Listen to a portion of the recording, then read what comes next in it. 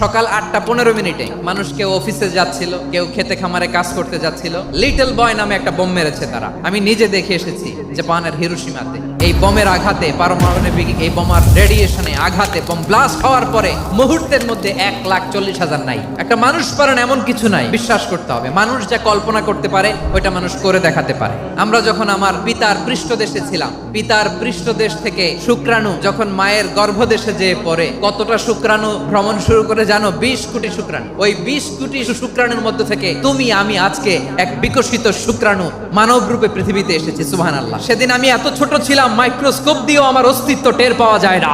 তারপরেও ওই প্রতিযোগিতায়, ওই কম্পিটিশনে যখন আমারে কেউ হারাতে পারে নাই, আল্লাহর জমিনেও আমারে কেউ হারাতে পারে না। হারার জন্য তোমার জন্মই হয় নাই, তুমি আসছোই জিতার জন্য। সুবহানাল্লাহ। একটা কথা জীবনের সাথে সেট করে নিতে হবে, আমি জিতি নয় শিখি, আমি কখনো হারি না।